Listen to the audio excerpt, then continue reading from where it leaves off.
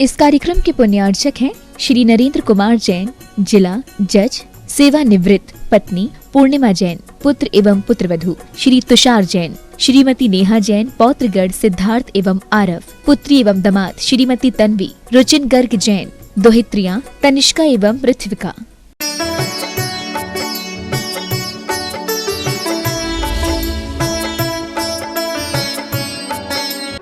दीपक से किसी ने पूछा, तुम क्यों जलते हो? दीपक ने कहा, किसी पांव को लगे न ठोकर, इसीलिए हम जलते हैं। निश्चल हो निश्चल मन होकर अपने पथ पर चलते हैं। किसी पांव को लगे न ठोकर, इसीलिए हम जलते हैं। निश्चल हो निश्चल हो मन होकर अपने पथ पर चलते हैं। तुमसे भी यदि बने कभी तो इतना सा ही कर देना। तुमसे भी यदि बने कभी तो इतना सा ही कर देना। जहां दिखाई पड़े अमावस वहां पूर्णिमा भर देना। जहां दिखाई पड़े अमावस वहां पूर्णिमा भर देना। महावीर स्वामी से किसी ने पूछा और उन्होंने यही जवाब दिया कि मैं अपना काम कर रहा हूं, सारी दुनिया सुख शांति से जिए, पशु पंछी भी आनंद से रहें, प्रकृति और पर्यावरण भी उल्लसित हो, इसलिए मेरे संदेश हैं, मेरे उपदेश हैं। हर आत्मा परमात्मा बने, संपूर्ण विश्व में सहजता और शांति का वातावरण हो, कोई किसी पर हथियार ना उठाए, शस्त्रों का कहीं काम ना हो, शास्त्रों के मार्ग से चल करके प्रत्येक आत्मा का कल्याण हो, इसीलिए मैं चलता हूं, इसलिए मेरे उपदेश हैं। महावीर स्वामी ने राजपाट का त्याग करके 12 साल की घोर तपस्या करके केवल ज्ञान पाया और केवल ज्ञान पा करके उन्होंने 12 साल तक लगातार बिना रुके धर्मोपदेश दिए। और जिस दिन कार्तिक की अमावस्या चतुर्दशी का अंतिम समय, हमारे यहाँ देश में जो तिथियां मानी जाती हैं वो सूर्योदय से चालू होती हैं, सूर्योदय से गिनी जाती हैं और सूर्योदय से अगले सूर्योदय तक वो तिथि कहलाती है। और इस अपेक्षा से पूरे देश में जो 14 को दिवाली मान लेते हैं, उसका आशय ये है कि जो रात्रि का आखिरी छोर है उसे भी 14 में गिन लिया। और दूसरी भाषा के हिसाब से देखें तो आज भोर में ही तो मोक्ष पधारे, इसलिए हमने आज सूरज उगने के पहले मोक्ष चले गए हैं।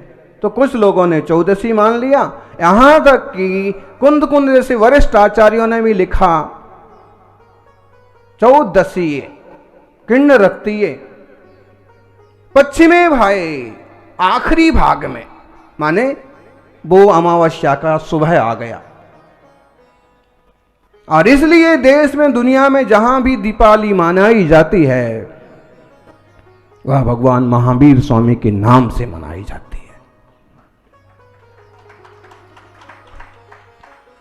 श्री राम 14 को इस दीपावली को वापिस आए, ऐसे उल्लेख तो हमें नहीं मिले, लेकिन महावीर स्वामी इस दिन मोक्ष पधारे, ऐसे उल्लेख इतिहास में बहुत सारे हैं।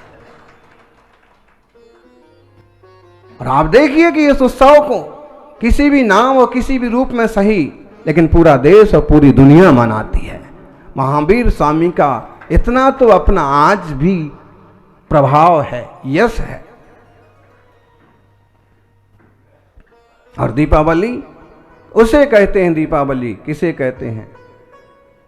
जब प्रेम के दीपक जलते हैं, सपने जब सच में फलते हैं, उस रोज दिवाली होती है।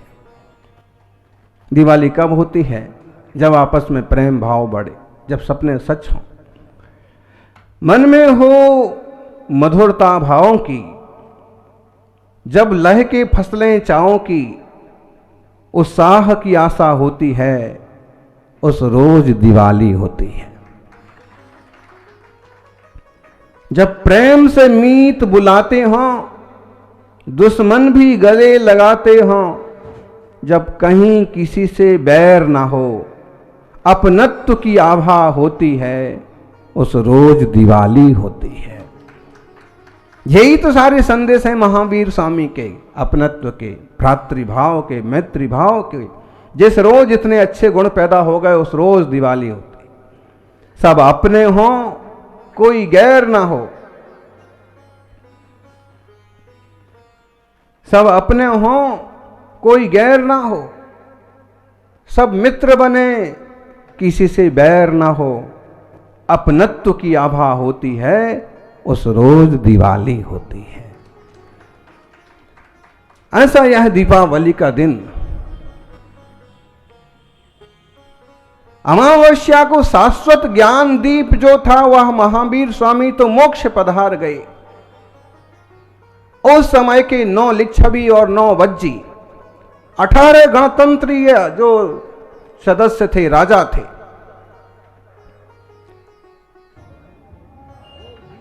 उन सबों ने मिलकर के दीप जलाए।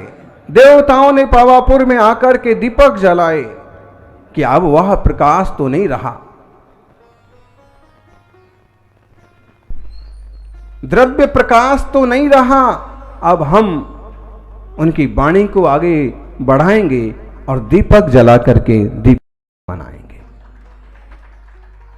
जैसे उन्होंने अमावस्या को उजाले में बदला, वैसे ही श्रावक समुदाय ने दीपक जला जला करके उस अंधेरी रात को उजाली रात कर दिया। सौभाग्यशालियों,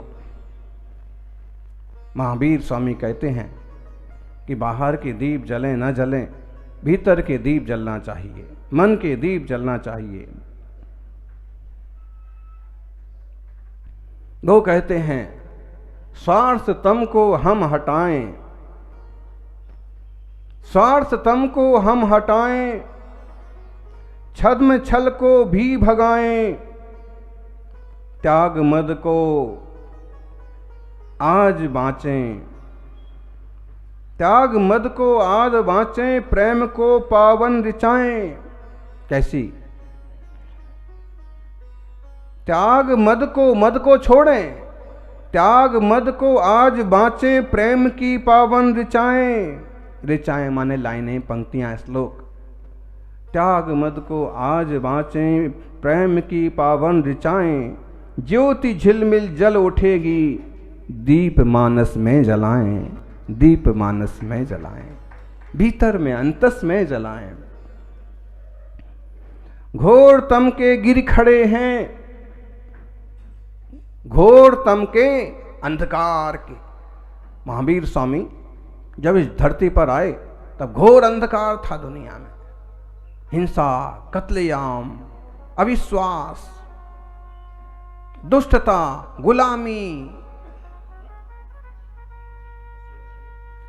विचित्र माहौल था।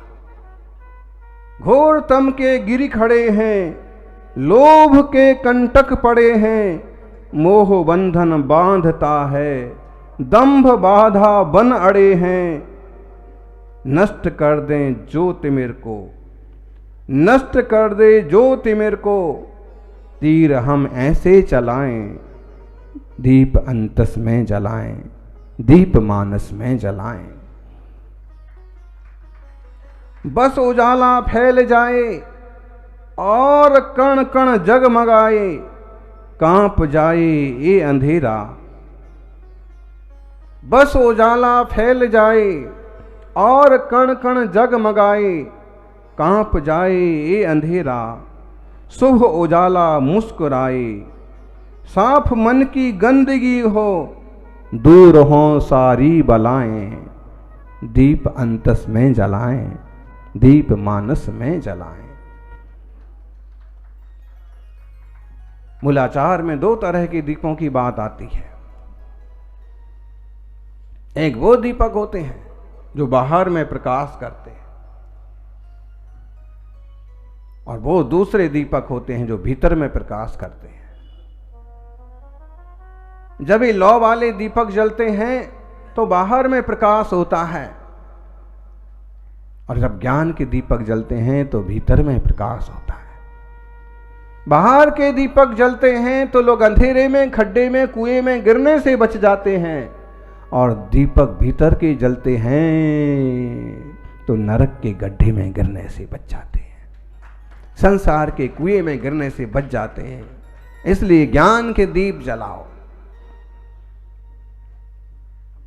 अभी आप सुन रहे थे, बहानेबाजी किसी का इलाज नहीं है। प्रमाद और बहानेबाजी से कोई महान नहीं बन सकता।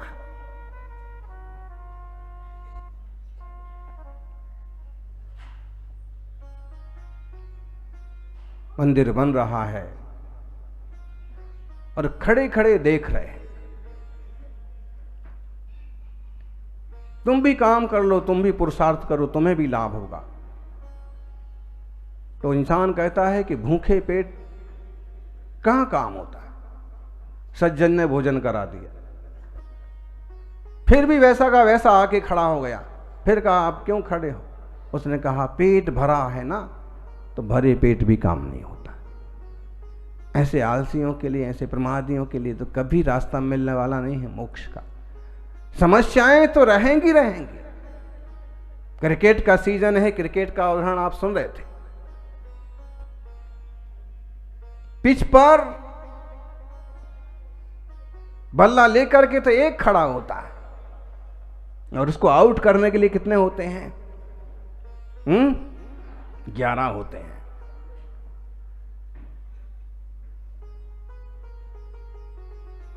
बल्लेबाजी करने वाला एक है, और उसको हटाने के लिए 11 है। और अगर वह यही विचार करता रह जाए कि जब ये लोग हटेंगे तब हम खेलेंगे, कब खेलेगा, कब जीतेगा? और वो हट गए और तुम खेलते भी रहो, तो उसका औचित्य क्या है? किसको खेल रहे, क्या कर रहे हो तुम? क्या उपलब्धि हो रही है हवा में बल्ला घुमाने से? बड़ा सुंदर। जिंदगी की पिच पर तुम अकेले बल्लेबाज हो, और 11 समस्याएं तुम्हें आउट करने के लिए खड़ी रहेंगी।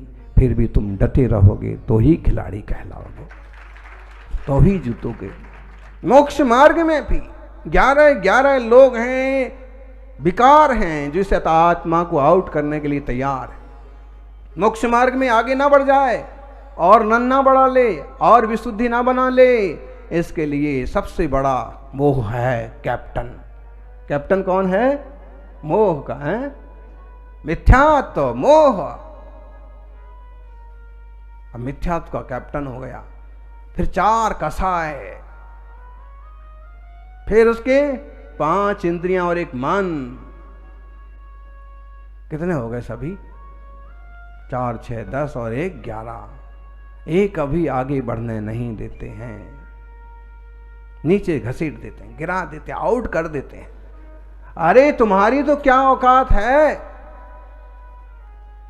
आदिनाथ का पोता होकर के भी, उस समय भी जिनवाणी सुन करके भी, भरत चक्रवर्ती का बेटा होकर के भी, महावीर स्वामी का जीव भी उस समय मरीचि की पर्याय में ऐसा बौखलाया।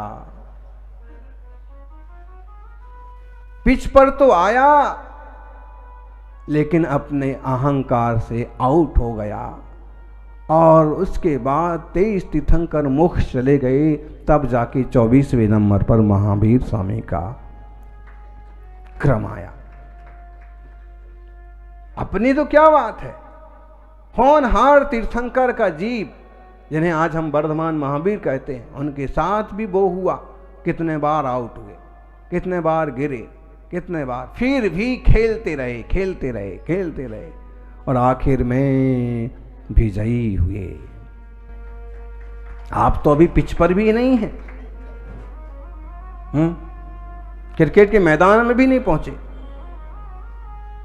कई लोगों को डर लगता है, अगर हम खेल के मैदान में आए और कोई बाल जो है सीधी माथे पर लगी तो क्या होगा?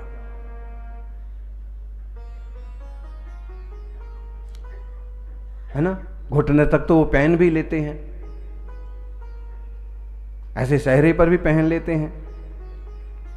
लेकिन ऐसे में भी किसी को लगती है, एक ऐसा हादसा हुआ था कि क्रिकेटर को बाल लगी और वहीं के वहीं ढेर हो गया। कई लोग मैदान में उतर ही नहीं पाते। उतरो, शुरुआत तो करो। छोटे छोटे नियम लेना मतलब गली मोहल्ले का क्रिकेट समझ लो। और फिर मुनि मुद्रा लेकर के महाव्रत के क्षेत्र में उतरना, ये समझ लो कि देशव्रती बन गए तो नेशनल लेवल पर आ गए, और महाव्रती बन गए तो इंटरनेशनल 2020। और यहां 2020 नहीं है, 28 है, 28 मूल गुण।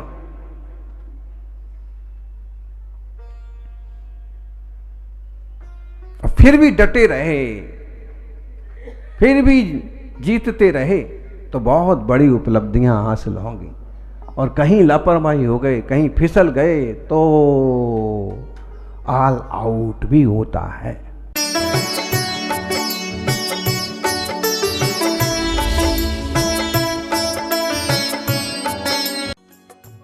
इस कार्यक्रम के पुण्यार्चक थे श्री नरेंद्र कुमार जैन, जिला जज, सेवानिवृत्त, पत्नी पूर्णिमा जैन, पुत्र एवं पुत्रवधू श्री तुषार जैन, श्रीमती नेहा जैन, पौत्रगढ़ सिद्धार्थ एवं आरव, पुत्री एवं दामाद श्रीमती तन्वी, रुचिन गर्ग जैन, दोहित्रियां तनिष्का एवं पृथ्विका।